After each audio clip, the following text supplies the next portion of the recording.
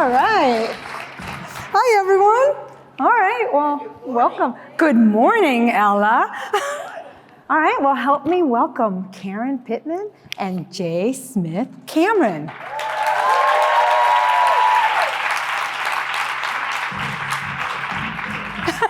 They're coming. All right, give these ladies a warm welcome. That's right. Come on, strutting. Yes. Because we can talk about workplace hurt and workplace joy. We can do it. Jay is All like, right. I'm not walking like that. I'm just gonna walk. My regular walk is already a little. That was a perfect walk, ladies. Thank you so much for being here. I can't think of two women who portray what it's like to be a woman in the workplace better than the two of you. Thank you. Thank you. Thank you. All right, we're gonna dive in because we're kicking off the day with a compelling conversation, and I know Joanna brought the energy here. We're gonna bring some of the depth and anguish, and like many of the women here today, I have faced my own career battles and battles with professional pain over the years. So this topic hits close to home. You both have been part of successful, brilliant shows that we all love, right? We all love them? Yes. And that have made a powerful impact with stories centered on women's experiences. And these narratives, they just don't delve into the complicated dynamics of being women, because we all know that being a woman is tough enough. But they also tackle what it's like to be a professional working woman that's navigating high intensity, high pressure jobs in fast-paced, relentless environments that have high stakes and also big personalities. What's it like for you? What's it like to play these complicated roles? Well, first of all, it's fun. It's fun to play a character with a lot of power and a lot of chutzpah. You know, that's fun. Mm-hmm. Just shut me up when you want to jump in. But No, I'm not shutting you up. You're doing great. The thing that I always say first in this topic is that my character was supposed to be a guy. Jerry is a male character. Okay. And they decided to audition some women, just sort of as a fluke. And then I couldn't come to the callback for personal reasons. I was out of town, I couldn't come. And by some miracle, I got the part. And then but it had never really been written. It hadn't been written as a woman. It had been written, so it was kind of an interesting thing to be a woman, but being given the dialogue, basically, of a man. So I would have this kind of fun split personality of being one of the guys and taking everything on the chin, and at the same time, you know, just wincing when they'd say something gross or like vulgar to me and inappropriate, like they'd be like, ugh, yes, and, you know, that was really fun energy to my part, I thought. That just was a casting bold choice that they made. But it wasn't an original choice. It wasn't original. And you did that so perfectly. Anytime anyone would say something to Jerry, you would always see her feel it and then respond. Yeah. Do you know what I mean? Similarly, on my show, Mia Jordan was an amalgam of a couple of characters. She was a man and a woman who had a relationship with, a workplace relationship with one of the characters on the show. But then also, they had a character who was a producer, and they just put a male character as a producer, and so they put both of those characters together very interestingly. And like your character, Mia acts as many of us do as women in kind of masculine ways. She's got very strong masculine tendencies, but on the inside you can feel her fragility, her femininity, and that's represented in her emotional landscape. So I think I feel like both of these, because I watch Succession religiously. Yes. I am so mad they're not having a season 5. As if I worked on the show. I'm mad that they're not having a season 5. But I think quite interestingly, our characters represent women who we are in this place in the culture, right? Where our mothers made a lot of sacrifices so we could be out in the workplace, doing what we're doing, following our ambition, wherever it's gonna take us, without necessarily knowing how to do it, what the template is, right? In some ways. And so I feel like both of these women represent that. Yes, but they have to sort of face combat as a man, and also take it from fellow women, Right. who are also adapting that same warlike stance. Yeah. The shiv is really rough on Jerry. Multiple female characters are mean Huge to each other egos, in the on the morning show, and power struggles, and right? not necessarily on the same team. No. Yeah, Right. Yeah. We've heard about what it's like to be on the same team. Yeah. And you're not playing on the same team often, and your characters haven't.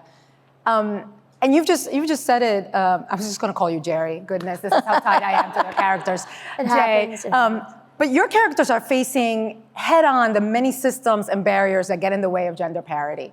And some of them we're going to be discussing today, and I'm going to start listing some of them. Toxic work environments, silence culture, pay inequity and financial insecurity, sexual misconduct, ageism, sexism, racism, power dynamics, micro and macroaggressions, retaliation, psychological safety, caregiving, burnout, mental health. I mean, ay Dios mío, I could go on. It's just so many. That doesn't even cover everything. And I think both of you, and the conversations that we were having backstage, both of you speak to the storytelling and the writing as so critical. But I think a lot of what you imbue in your characters is really what makes this come alive to all of us. And what I know for me, there were moments that would just stop me in my track. Like I would hold my breath as I've been watching many of your monologues and responses. When people stop you in the street, do they talk to you about these topics? Do they tell you, thank you, I've lived your story? Yeah, I get a lot of that, and a lot of young women being really impressed with Jerry, and I'm like, well, she's not actually a great person. Like, but I think compared to everyone else, somehow my character came off as more moral, and my we'll ignore the final thought about that was that it wasn't that she was more moral, but that she actually was the only one who believed in the rule of law. And it's why they needed her so badly. She kept kind of finessing them out of the rapids, right? So she did have a place where the answer was no. She would say no to Logan Roy. She'd be like, the feds are coming up, so get your shit together, you know? And that made her seem, compared to them, who were so horribly amoral characters, that I think that's what it was a respect for the letter of the law, you know? Yeah, I agree. I think Mia on the morning show appears to be noble, right? In the same way that Jerry does, but that's only because she adheres to rules. Yes. And they don't always apply to her. I mean, she was, fucking Mitch Kessler. Or, yes. So there was that. So yeah, I mean, you asked a question though, where I talked about. Do people stop you and tell you, I've lived that story? Yes, they do. Of course. Yeah.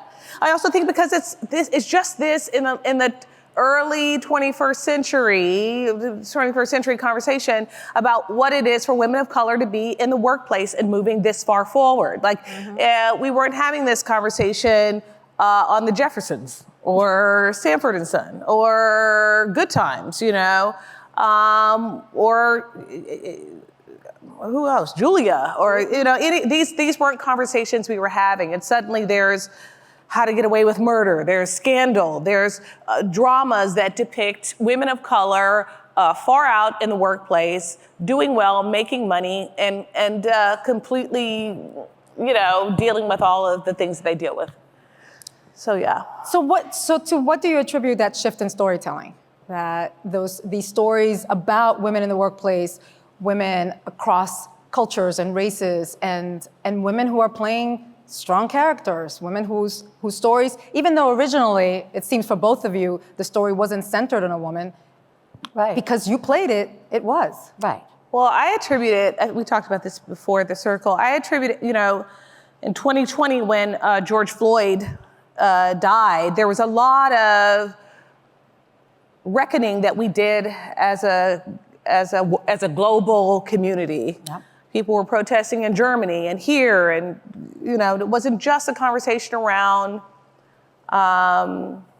Black lives. It was about all of us, and but very specifically about police brutality as it was affecting Black people. And so, as a culture, I feel like Hollywood responded and started to deal with that. And then, 3 years later, it was kind of back to the same thing. And for me, as an African American artist, it was like the second death of George Floyd in many ways. Yeah. Like, he died again. I was like, oh, okay, so we're back to this. Oh, God. So I think in many ways, the evolution of how these characters of color have come to life in the last few years, I think have to do with a lot of cultural reckoning about how we see people of color and the desire and the need for us to reflect back as we make demands as audiences and as people in this community. The demands of the audience. This is something interesting to talk about. Yeah. Yeah. I mean, I want Let's to talk about that, please. Go ahead. Well, I don't think no, we're done. go ahead. No, I was just thinking, when you asked that, you raised that backstage, I think one other minority thing that has been suppressed, and of late, when I say of late, I mean over the past decade gradually, was actually creativity was in a minority. Like, the big studios wanted just a successful show to be morphed into another show, another show, another show. And it was, suddenly there was so much content that there could be all these niche shows. And with that came interesting writers and interesting storylines and open to all kinds of different kinds of women, imperfect women. One of the biggest problems in writing for women has been either that they've been horrible dragon ladies or saints. And all of a sudden there's every kind of person like there are in the world. So there was, in another minority in Hollywood, is creative writing. It's not, it needs to be supported too. Right. And now that after the strikes, we're kind of getting some pushback. People want safe TV shows. I don't know if there's going to be our shows back anytime soon, but hopefully it will win out again, because the work that the audience has to do to track a show like Succession, I only say Succession because I know that show so much better than your show, obviously. But you have to pay attention, and sometimes you have to rewind and be like, what was that whispering about? Do you think? Do you think they're in cahoots? Or lots of homework that the audience had to lean forward and pay attention. And I believe people like that. There's a place in television for vegging out, and people all know the value of that. We all like a funny cartoon or show or, a fun movie. But I think that in this world today, this digital world we live in now, that smart TV and TV that makes you think and makes you moral conundrum stories, that there's not an obvious path of what's right or wrong to do. I think that kind of work being asked of the audience is really was catching on like fire. But I don't know that the big studio bosses think that way. They still think in terms of, I don't know, very big, I don't know how they think. Well, I think that's also because, I think that's because we have, and we talked about this, we've gone to our separate places, right? It's hard to build. One of the places where we build coalition, everybody sits around and talks, or one is when you get to the water cooler and everybody wants to talk about Yellowstone. Everyone wants to talk about Succession. That's where we all come together, and I think that there's not enough TV programming like that. But when you get a show like that, it typically is because there is an extraordinary creative mind behind it, and that's not necessarily fostered in the studio system. And it's, last night we heard Tobin and Kristen talk about teamwork, and I think about it in terms of your work as an ensemble cast, as offering support and solidarity to each other, everyone knowing what part they play and playing it not just for themselves but for others. And Karen, you have worked in some of the most exciting productions that have been led by women with diverse female storytelling and leadership and stories. What has that been like? It's been hard. Hard how? Nobody laughed at that one, but I was like, I think this is. It's hard because the system is broken, right? And people unwittingly hold up a broken system. They don't think they are, right? So you have to really push your allies. Yeah. You really do have to talk to people about what advocacy looks like. It looks like pay equity. Yes. In my show, it looks like story equity. Yes. You know, some of my peers who have worked on shows have talked about, oh, that show is a patriarchy just with skirts on. Does anybody know what I'm talking about? Yeah. So, I mean, we have to, she said yes. Yes, that was a long yes. Yeah. So there are, you know, you do have to constantly be in the conversation about what is it like to, this work of being a person of color or a woman of color in a very diverse environment can sometimes be an invisible hand on the scale of equality, and it's hard to be that one person that stays in there instead of, because a lot of people of color feel like, oh, I'm just gonna do my own thing. Fuck this shit. I'm gonna go back over here and make my own TV show and deuces. Do you know what I mean? But some of us decide no, because if I leave, Just think what will happen. just what's gonna happen if I go? The grass is going to grow over all the It's hard work all you did. over the hard work that other people have done before me, right? And so it's not you walk in there and everybody's on and we're all holding hands and we're singing Kumbaya. We're not singing Kumbaya. We are in conversation. It's a show, so there's, you know, the chemistry has to be. And sometimes that looks like, yes, this, and no, that, and I need that hairdresser, and listen to me, I'm not gonna do that. And you know, that kind of, those conversations, and real talk. But that is what makes the shows that I work on so powerful, is that people are opinionated, they have very strong voices, and they speak up. And it's not just about speaking up with, it's very much, I wanna say, you know, it doesn't have to be a big voice. It can be a whisper. You can just be like, excuse, you know, it doesn't have to be, do you know, no, you don't have to be Shirley Chisholm to make it, do you know what I mean? I love that piece on speaking up. Yeah. Because sometimes we pay a price for speaking up. Yeah. When is that price too high? When is that toll too painful for you to pay? Have you experienced that? And this is something that you experienced. You're asking me personally, yes. not this story. Not the story. You personally, you can talk about Jerry too, whichever one you want to embody right now.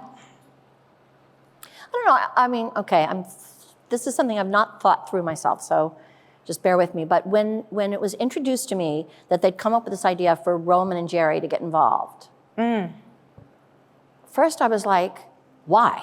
Why? You know, I was immediately suspicious of it. Like, what's in it for Jerry? Like, Great question. I mean, Great question. He was like, well, he's a Roy. And I was like, yeah, so is Logan a Roy, and she's been working for him for decades. I think she's wary of the fucking Roys, excuse my French. And also, he's appealing, but he's kind of a idiot savant without the savant. Nice. You know? And she's smart. She's smart, and I think she would be, but she might be amused, and I think immediately when it happened, the first scenes where that was unfolding were so clever because you get to see Jerry playing catch up, like, what? What's going? What does he mean? Is he off? He's jerking off on the other end of the phone, you know? Like, and but I remember at first with Jessie being like, well, I think she would be far too careful to actually have an affair with him. So they adopted that storyline, and then there was less story for me to play. Oh, interesting. Do you see what I mean? Because it could only go so far. And because of their clever female writers, I don't know that they're only the female writers standing up for Jerry, but Jessie told me, or another writer told me that he thought that in the cruelty of that world, the minute those dick pics came to light, Jerry would have been fired. Yes, absolutely. Jerry would have been fired with the way they tried to blame the clever work she'd done on saving the crew, trying to use that on her. And That's how it but would've they ended. were like, well, no, you can't fire her. So again, it was like how the tangled ups and downs between their emotional connection. Because by that time, after playing that relationship for a while, I felt like Roman had gotten under her skin a little bit, because she's a human being. She's not just a military tank, you know, that you point in a direction and she goes, you know? Yeah. She's, after all, Absolutely. she's a little human, which is But you had belies her, you know. It was not just your voice that you were exerting. It was, as you said, it was the writers in the room. Yes. Really They're like, honoring no, you can't the fire role her. and the Yeah. and the character. Well, okay, I mean, I want go ahead, to please. say this please. too. I think the question about when does it go too far? Yeah, please. I think I haven't hit that yet. That's what I want to say. Okay. I think there's just, we were looking at the glass half full or the glass half empty. yeah. And I'm a half full person. If you're an artist in the world, you kind of have a genuine optimism in humanity. Otherwise, what are you reflecting back? That's right. The fact that human beings want to survive as a species, that we want to thrive. Yes. And I've not yet hit my limit of when is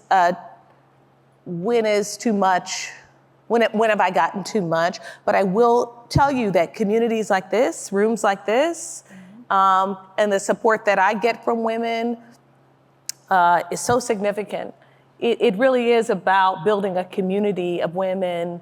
And now I'm calling Jay my friend, because we've been up here on this couch. She's now in my community. We feel We're all friends now. It's a community of women that will keep us all going, Yes. so that we don't hit that And these rooms. in these rooms. These Yes. rooms and these conversations. Yeah. This is it. Yeah. This is where it starts. Allison told us last night. This is where it begins. This is the collaboration. This is the teamwork. This is the ensemble cast that drives that change. Okay, I can talk to both of you all day long, Yeah. fact or fiction, but we're gonna have to go, because there's a lot of other lot of topics that are gonna touch on these same themes. But thank you so much. Thank you, for Daisy. you. Thank you, Daisy. Thank you.